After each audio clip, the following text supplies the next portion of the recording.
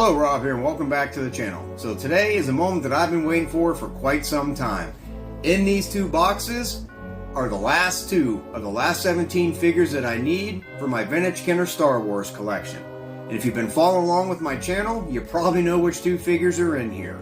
But before I open these up, let me tell you how I got to this point. Now, as I mentioned in my toy room tour, I've pretty much had the majority of my Star Wars collection for quite some time. I never really focused that much time, energy, or money into completing it.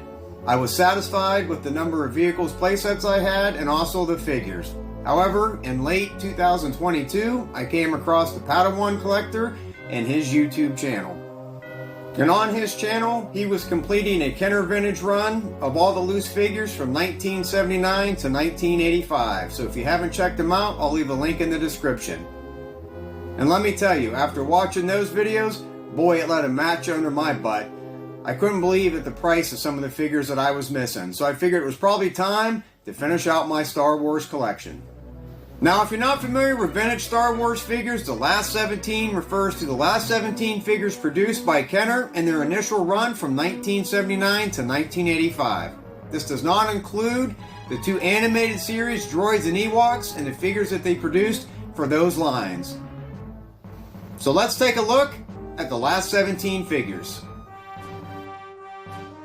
A Man, Anakin Skywalker, A-Wing Pilot, Barada, EP10, Han Solo and Carbonite, Imperial Dignitary, Imperial Gunner, Lando, General Pilot, Luke, Battle Poncho, Luke, Stormtrooper Outfit, Blue Mat, Pablo, R2-D2 and pop-up lightsaber, Ramba, Warwick, Yak Base. Now, out of those 17 figures, 15 of them were only released on the Power of the Force cards. 2 of them, and Lumat and Pablo, were released on Return of the Jedi cards late in the series. So there is some controversy regarding those two figures. And going into 2023, I only owned 3 figures. Anakin, Pablo, and Lumat, of course. So I needed 14 more figures. I did pick up Barada at the Steel City Con in December of 2022. So going into 2023, that still left 13 figures. So throughout the year, from attending toy shows, toy stores, and eBay, I managed to collect 11 of them. So I was down to the last 2 figures. And here are the last 2 figures that I need. So let's get to the unboxing. Now hopefully I don't screw this up.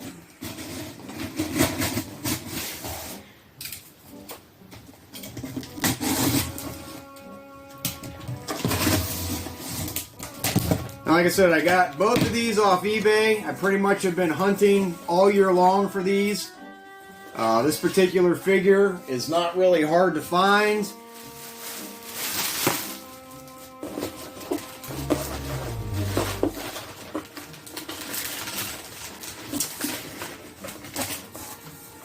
And here he is, the A-Wing Pilot.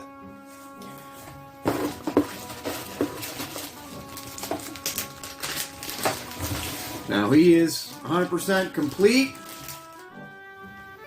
with his coin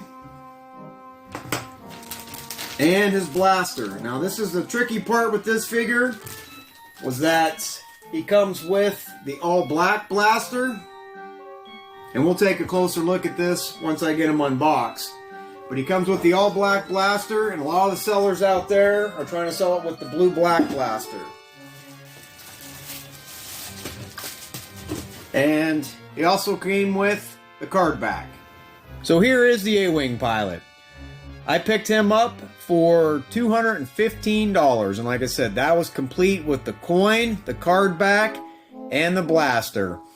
He had pretty much been going at about $300 to $350 loose all year, and most of those didn't even include the coin. So then you were looking at another probably $20 to $25 for the coin. Now the figure himself, he's in excellent shape. A lot of times the A-Wing pilots will have that typical nose rub, kind of similar to the Imperial Dignitary. And the silver on his chest is in good shape. His arms are actually really tight. His joints don't even feel like he's been moved. Same thing with the legs.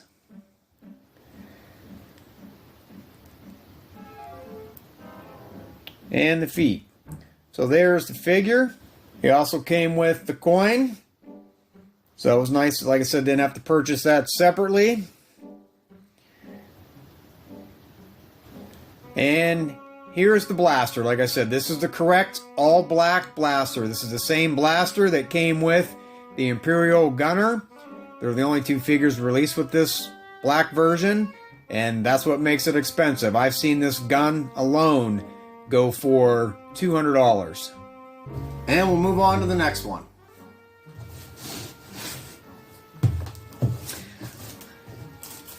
Now this figure is a little bit more rare. I actually purchased this overseas. I got it from France. I usually do not buy things overseas because I'm always paranoid that it's going to get lost or, you know, somehow you might get ripped off. But the seller was really good in communicating. Tape this up too. It's kind of funny because he reached out to me in an email and it was all in French. And I thought eBay would automatically translate it, and they didn't. So I had to basically copy it into Google and translate the email. This thing is like really taped up.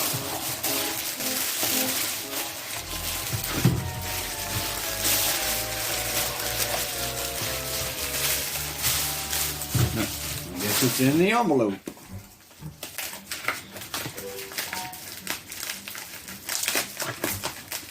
And the last figure that I need is Yak Face. Now the reason Yak Face is so hard to find or rare is that he really wasn't released in the United States. He was released overseas on the Tri-Logo card, and he was released in Canada on the French-Canadian cards. Now, there are some instances where he appeared in the U.S., you know, obviously, I think in the state of Washington. But yeah, he was never officially released in the U.S., which is what makes him so hard to find. And when he was released overseas, they actually released him without his staff, and on the French-Canadian card, they released him with his staff. So when I decided to collect him, it didn't really matter to me either way. I just wanted the actual figure. But I did actually pick up the staff separately, so let me grab that. So here is Yak Face 100% complete with his Vibro staff. Now this is the same staff or accessory that comes with both Barada and Nikto. So it's not a hard to find accessory, but some people out there are still trying to overcharge because they know that you can place it with the Yak Face.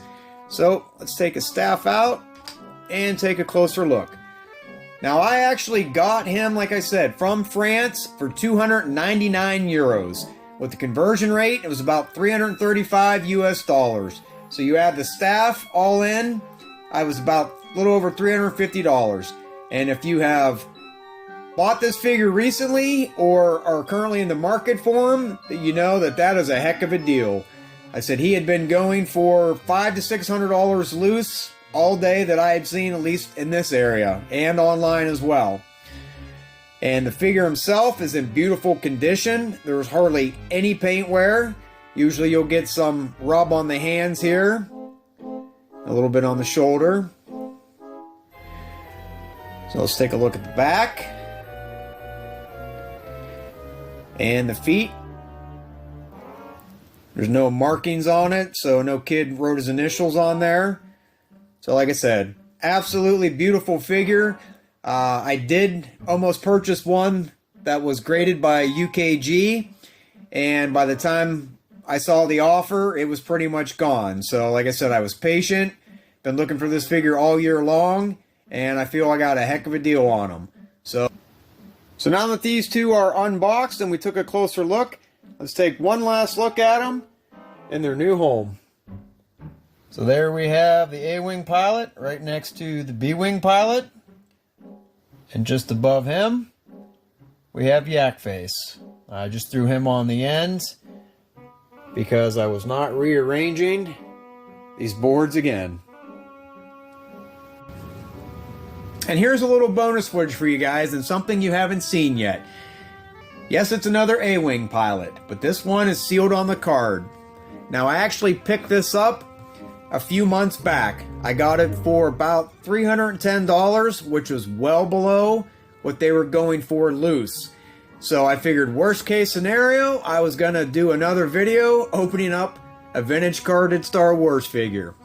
Now, the reason that I got such a good deal on this is that there is a tiny crack in the bubble here. So not enough to remove the gun, but definitely help drive the value down. And kind of like my R2 carded figure, the bubble was definitely yellowed. So I got this, like I said, for $310. I was going to open it, but I wanted to keep waiting so that hopefully I could find the loose figure. And like I said, patience paid off because I got that loose figure for $230. So now he'll get to stay sealed on the card, and I will add him to my other vintage carded figures. So that's going to do it for this video today, and I hope you enjoyed it. I am so happy to finally be done with the last 17 figures.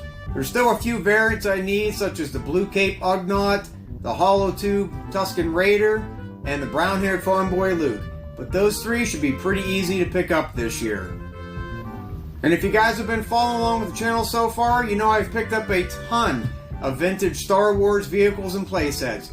And I still have big plans for my Star Wars collection that I have yet to reveal to you guys, so keep watching. And I would like to say thank you again to the Padawan Collector. I really enjoyed his series on collecting the loose figures, and he started another one, where now he's doing the playset, so be sure to check that out. While I was collecting the last 17 figures this year, I also took his advice and I downloaded the Star Wars Tracker. Yes, it was an app that you had to pay a small fee for, but it really helped so you knew what the figures were going for. So thanks again. So as always, feel free to leave me any comments down below. Help support the channel by clicking that like button. And if you haven't done so already, please subscribe and stay tuned because in my next video, I'm going to do my top 10 pickups of 2023. So we'll see you then, and thank you for watching.